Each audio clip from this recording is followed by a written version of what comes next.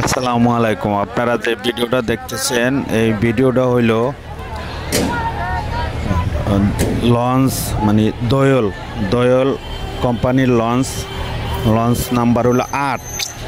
এটা ছেড়ে আসে ভোলা ইলিশার থেকে কালীগঞ্জ ঘাট ধরে তারপরে সদরঘাটে আসে। তো এই লঞ্চে ঘটনা হলো লঞ্চের করা যাত্রী ছিল। এই যাত্রী প্লাবনগুলোর থেকে যখন টিকিট কাটে তখন বলছিল যে রাত্রে ১টায় এই লঞ্চটা মানে সদরঘাট ঘাটে আসবে, কিন্তু এটার আগে বলে রাখি লঞ্চটা কিন্তু ছাড়ছে ৭টায়। তো ৭টায় ছাড়ছে, বলছে ১টা বাজে যখন টিকিট কাটে তখন বলছে ১টা বাজে সদরঘাটে আসবে। কিছু গার্মেন্টস হয়তো ওরা চাকরি টাকরি করে যায় অফিস ধরবে, তো এই জন্য লঞ্চ কিন্তু একদম ধীরগতিতে চালাচ্ছিল। তো কিছু পোলাপান মানে চিল্লাপাল্লা করছিল, মানে একদম উঠতি বর্ষের পোলাপান, চ্যাংরা পোলাপান এই চিল্লাপাল্লা করছিল, এসে করছিল। তো ওই সময় আর কিছু বলে নাই। যখন লঞ্চটা সদরঘাট ঘাটে পৌঁছছে, বুঝছেন, ঘাটে পৌঁছার ৫-৬ মিনিট আগে ওই পোলাপানগুলারে দইরা এই এমবি দোয়েল ফাঁকির মানে স্টাফরা মানে মাইরা মনে করেন যার কিছু রাখেনি। এর ভিতরে বাসে কিনা সন্দেহ, মারছে আবার অন্য ভাষার লঞ্চে ফালাই দিচ্ছে, আবার শুনি নাকি একটা নদীতেও ফালাই দিচ্ছে।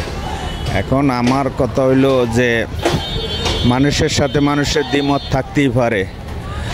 ২৪-এ আইসা ২৪-এর পরেও এখন ২৫ সালে আইসা নতুন বাংলাদেশের স্বপ্ন দেখে আমরা এরকম একটা শ্রেণীর কাছে নির্যাতিত হবে মানুষ, এটা আসলে আশা করা যায় না। মানুষের সাথে মানুষের দ্বিমত থাকতেই পারে, থাকলে কি হবে? ঠিক আছে, তোমরা হাতাহাতি করছো, এখানে একজন নৌ পুলিশের সামনেই ঘটনাটা ঘটছে। এখন এখানে আর্মি আসছে, এরা কী করে দেখে উচ্চ জনতা, ঠিক আছে, লঞ্চ তো ভাঙচুর শুরু করছিল। তো এটা আসলেই কাম্য না আমাদের সবার কাছে যে কোনো একটা দুর্ঘটনা ঘটক। আসলে এটা একদম মানে প্রত্যাশার বাহিরে যায় এই লঞ্চের স্টাফ এরম করছে। আমি মনে করি যে ভোলাবাসী এই দোয়েল এমবি এদেরকে প্রত্যাখ্যান করা উচিত, সঠিক বিচার না হইলে প্রত্যাখ্যান করা উচিত আমি মনে করি। নাই তো কী করে এটা সম্ভব?